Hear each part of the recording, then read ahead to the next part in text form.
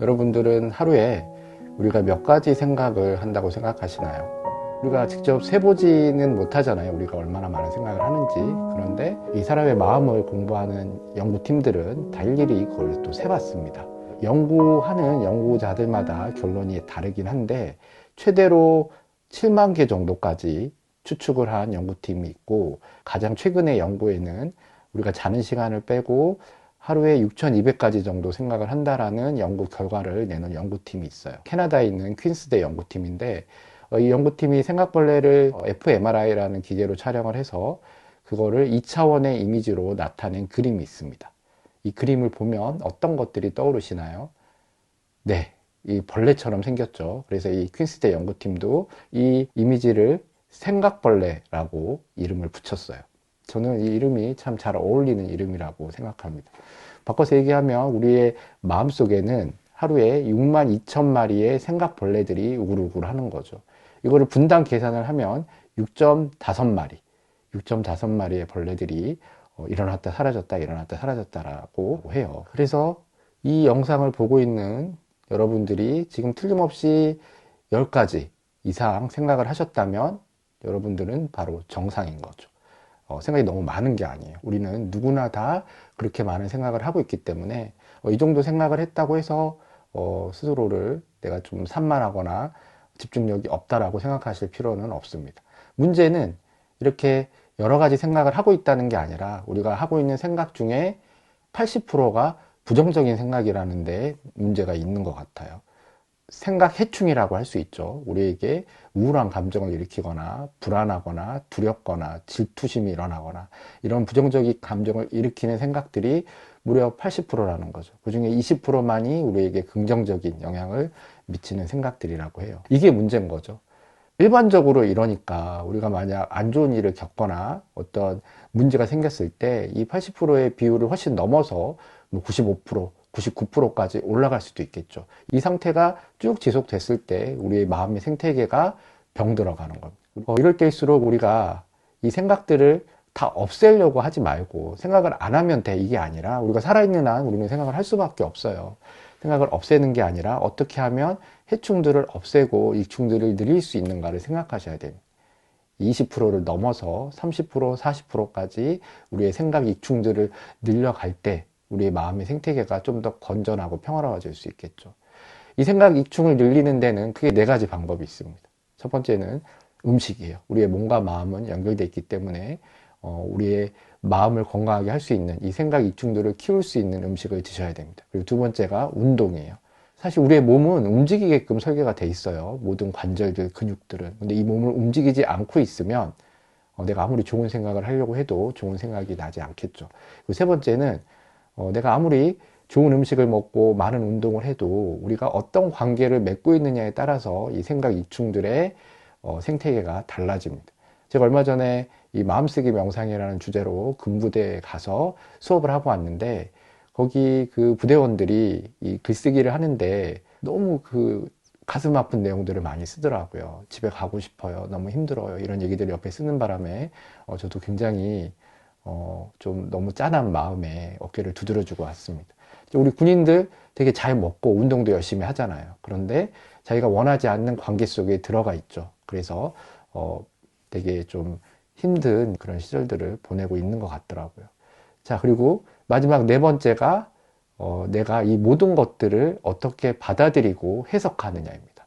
그러니까 내가 설사 좋은 음식을 먹지 못하고 운동을 할 수 없는 상황이고 관계가 좋지 않아요. 그렇지만 이 모든 것들을 내가 내 나름대로 잘 수용하고 좋게 해석할 수 있는 힘이 있다면 또 생각 이충돌을 키워낼 수 있는 겁니다. 자, 이 4가지 중에서 제가 오늘 조금 더 집중적으로 얘기해 드릴 건 마지막 4번째, 우리가 어떻게 수용하고 해석하느냐, 이거에 대한 이야기를 좀 더 드릴게요. 우리가 무언가를 수용하고 해석하는 게 사실 굉장히 중요합니다. 우리가 현실을 마음대로 바꿀 수는 없잖아요. 그런데 현실을 내 임의대로 해석할 수는 있거든요. 그리고 그런 현실을 받아들이느냐 받아들이지 않느냐도 내 의지에 많이 좌우가 됩니다. 예를 들어서 우리 이 생각 이충들이 가장 좋아하는 먹이, 그 해석의 먹이는 과연 뭘까요? 우리가 어떤 사건이나 상황이나 어떤 대상을 수용하고 해석하는 데 있어서 가장 좋아하는, 이 생각 이충이 가장 좋아하는 먹이는 이거는 뭐 두말할 것도 없죠. 바로 내가 내 마음을 바라보는 따뜻한 시선입니다. 이렇게 이야기하면 그거 자체를 어렵게 생각하는 분이 계세요. 제가 좀 깜짝 놀란 부분인데, 많은 분들이 내가 나를, 내 자신을 따뜻한 시선으로 바라보는 걸 굉장히 어려워하십니다. 나를 사랑해 주세요, 나를 아껴 주세요라는 말 자체에 어려움을 느끼세요. 그런 분들은 뭐 어렸을 때부터 좀 그런 부정적인 환경 속에서 양육을 받았다든지, 아니면 커서 자기가 좀 위축되고 자기에게 뭔가 손가락질을 하고 자기를 안 좋게 평가하는 그런 환경 속에 자꾸 노출이 됐다든지, 아니면 내가 무언가를 노력해서 성취하려고 했을 때 자꾸 실패를 맛봤다든지, 뭐 이런 여러 가지 좀 부정적인 환경과 상황에 노출됐을 때 이런 경우가 많죠. 그런데 그럼에도 불구하고 내가 키우고 있는 이 생각벌레들은 내가 보내는 이 따뜻한 시선을 가장 좋아합니다. 그 시선을 보냈을 때 이충들은 그 시선을 마음껏 먹고 더 활발하게 크고, 해충들은 마치 빛을 싫어하는 음지 식물들처럼 시들시들해져요. 그래서 좀 힘들더라도 내가 내 자신을 따뜻한 시선으로 바라봐주는 연습을 자꾸 하셔야 됩니다. 내가 실수하고 무언가를 잘못했더라도 조금 용서해 주시고 공감해 주시고 다시 할 수 있는 기회를 주시고 괜찮다라고 이야기해 주셔야 이 생각 익충들이 잘 자랄 수 있어요. 자, 두 번째는 뭐냐면 판단 중지예요. 판단 중지. 이 판단 중지를 철학적인 용어는 에포케라고 해요. 에포케는 어떤 서로 간에 언쟁이 붙거나 끝나지 않는 논쟁들이 있잖아요. 답이 없는 논쟁들이 진행이 됐을 때 잠깐 판단을 멈추고 지켜보자라는 거죠. 좀 더 객관적이게 거리를 두고 이 상황을 있는 그대로 바라보자는 게 에포케예요. 판단 중지. 제가 여기서 말하는 판단 중지는 어떤 식의 판단 중지냐면, 예를 들어서 내가 어떤 상황이나 사건을 맞닥뜨렸을 때 남이 나를 어떻게 생각하는지, 혹은 내가 잘할 수 있는 상황임에도 내가 이걸 잘할 수 있을까라고 불안해하거나 의심한다든지, 아니면 자꾸 필요 없는 어떤 두려움이나 걱정을 한다든지, 이런 것들에 대한 판단을 멈추셔야 된다는 거죠. 이런 판단 중지가 일어났을 때 어떤 게 일어나죠? 자기 객관화가 일어납니다. 이 자기 객관화는 굉장히 자발적인 자기 객관화예요. 지나친 걱정이나 우울이나 불안이 멈춰졌을 때, 그리고 남에 대한 시선이 멈춰졌을 때 비로소 내가 현실적으로 어떤 상황이고 어떤 위치에 있고 내가 어느 정도로 이 일을 해결할 수 있는지가 명확해지는 거죠. 그래서 이 판단 중지는 늘 자기 객관화와 연결되어 있습니다. 그리고 이런 자발적인 자기 객관화가 이루어질 때 내가 노력의 방향을 잃지 않고 제대로 노력을 할 수가 있어요. 자기 객관화가 되지 않았을 때 내가 너무 큰 목표를 갖게 되거나, 아니면 지나치게 내가 할 수 있는 것보다 작은 목표를 갖게 돼서 나중에 그 결과를 보며 내가 원하지 않는 엉뚱한 결과를 얻게 되는 경우가 많죠. 사실 이 자기 객관화는 내가 무엇을 잘하느냐의 문제도 아니고 원하느냐의 문제도 아니에요. 내가 무엇을 할 수 있는가를 가장 명확하게 알 수 있게 해줍니다. 근데 이러기 위해서는 그런 불필요한 생각이나 감정들을 멈추는 게 필요해요. 그래서 제가 좋아하는 이 김연아 선수 같은 경우에는 되게 유명한 장면이죠. 열심히 스트레칭을 하고 있는 김연아 선수에게 지금 무슨 생각을 하고 계세요? 라고 물으니까 이 김연아 선수가 생각은 무슨 생각을 해요? 그냥 하지. 라고 이야기를 해요. 근데 이 그냥 하지가 진짜 아무 생각 없이 그냥 하는 게 아니라 판단 중지를 한 상태에서 그냥 하는 거죠. 왜냐하면 그걸 해야지만 내가 할 수 있다는 걸 내가 명확히 알기 때문에, 내가 원하는 목표를 이룰 수 있다는 걸 나는 명확히 알고 있기 때문에 그걸 충분히 나에게 납득시키고 습득시킨 거죠. 그렇기 때문에 그냥이란 말이 나올 수 있는 거예요. 이 우리의 생각 이충들은 이 그냥이란 말을 너무 좋아해요.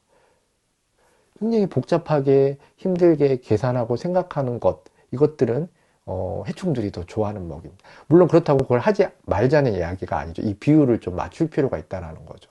왜냐면 이 해충들도 우리에게 나쁘지만은 않은 영향을 미쳐요. 왜냐하면 충분히 무언가를 여러 번 곱씹게 하고, 그 불안이 우리를 대비하게 하고, 그 걱정이 우리를 좀 더 노력하게 하잖아요. 그러니까 모든 해충들이 나쁜 건 아닙니다. 근데 그 비율이 너무 많아졌을 때 우리의 마음의 생태계를 무너뜨린다라는 거죠.